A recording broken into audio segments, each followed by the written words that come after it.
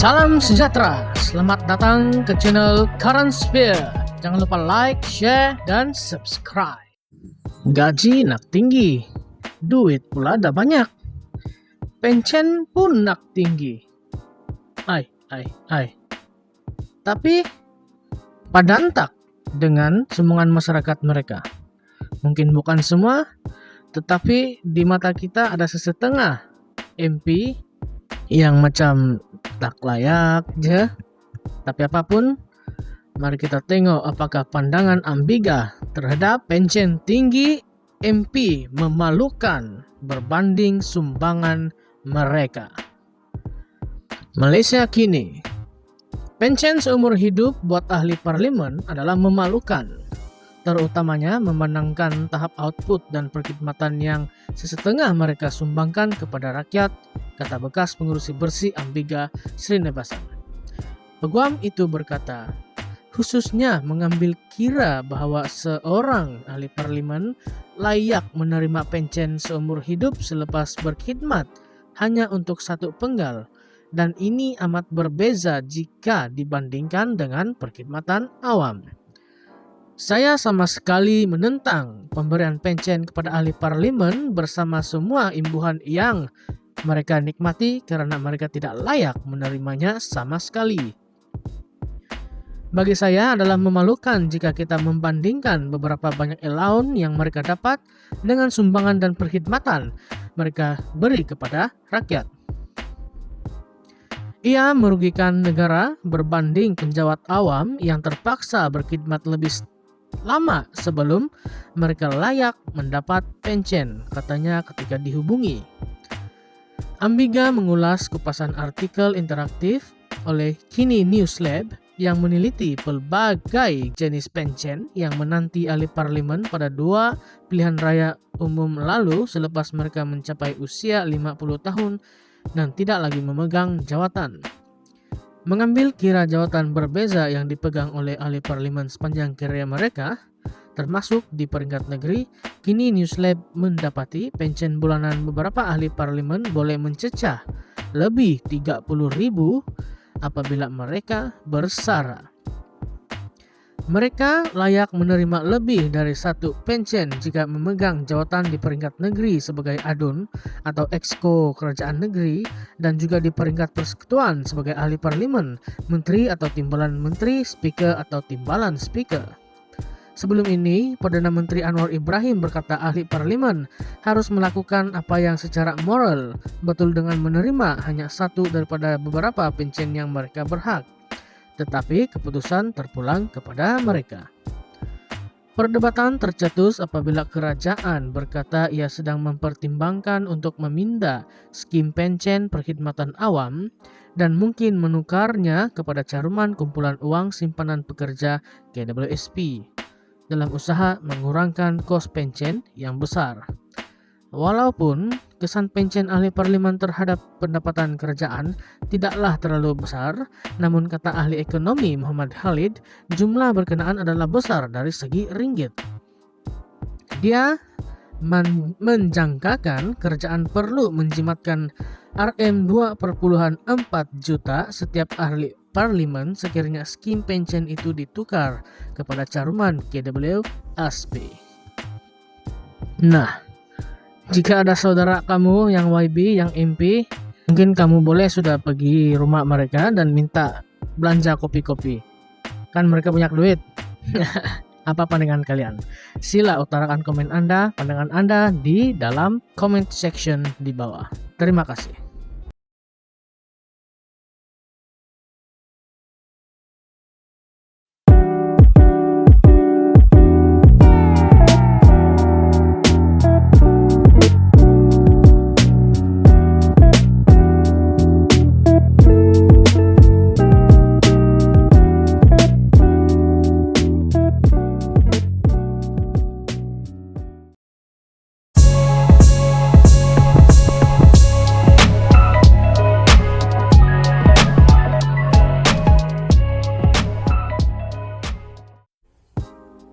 Salam sejahtera dan selamat datang ke channel Current Sphere. Apakah itu duta online. Pelantikan 200 orang duta online dalam kalangan kaki tangan Kementerian Perumahan dan Kerajaan Tempatan KPKT merupakan satu tindakan yang amat merugikan. Terdapat dakwaan yang mengatakan duta online ini adalah salah satu agenda parti DAP. Terdapat juga dakwaan kartel dan perasuah akan berselindung di sebalik penguatkuasaan duta online. Sejauh manakah dakwaan ini benar? Dan apakah dakwaan terhadap YB Ngakorming? Mengapakah beliau atau mereka dianggap membelakangi aspirasi kerajaan Madani? Duta online agenda DAP perkasa kedudukannya, kata Putra. Kuala Lumpur.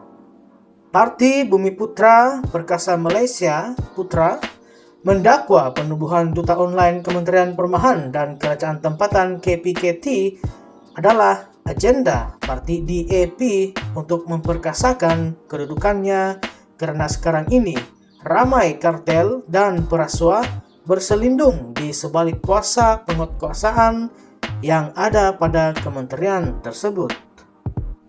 Bukankah agensi-agensi di bawah KPKT berhadapan dengan permasalahan besar isu integriti melibatkan salah guna kuasa dan rasuah sekarang ini? Soal naib presiden merangkap pengurusi biro membasmi kemiskinan, pertanian dan aduan awam Putra Datuk Asmawar Samad. Menurutnya, Putra membantah keras cadangan tersebut, berkata permasalahan seperti ini sepatutnya dibantras oleh agensi siasatan bebas seperti Ombudsman yang masih dalam cadangan untuk ditubuhkan dalam tempoh terdekat. Dan bukannya penubuhan pasukan penyampai maklumat atau cyber trooper yang nantinya umpama mahu menegakkan benang yang basah. Katanya, pada 4 Jun 2024, New Straits Times melaporkan Tan Sri Dr. Ismail Bakar, pengurusi Suruhanjaya Integriti Agensi Penguatkuasaan, telah menyatakan hasrat penubuhan Ombudsman Malaysia yang mempunyai bidang kuasa ke atas semua agensi kerajaan termasuk badan-badan penguat kuasa untuk mengatasi permasalahan kelemahan pentadbiran dan ketirisan. Oleh itu, tegasnya bantahan Putra sejajar dengan kritikan keras Presiden Gerakan Dr. Dominic Lau Ho Chai yang menganggap tindakan KPKT tersebut sebagai satu pembaziran dana awam yang serius dan tidak menepati keperluan rakyat karena akan menekan kebebasan bersuara dan rakyat. Oleh yang demikian, YB Ngakorming, Menteri KPKT secara sedar atau tidak dapat dilihat telah tersalah bertindak secara solo yang boleh dianggap membelakangi aspirasi kerajaan Madani yang disertainya dan kesejahteraan rakyat. Sebelum ini masa BN ada JASA dan sekarang zaman PH ada JKOM. Tidak cukup lagi ke membazir uang rakyat. Ini semua untuk melaksanakan agenda politik parti menggunakan dana kerajaan yang merupakan rakyat, ujarnya lagi.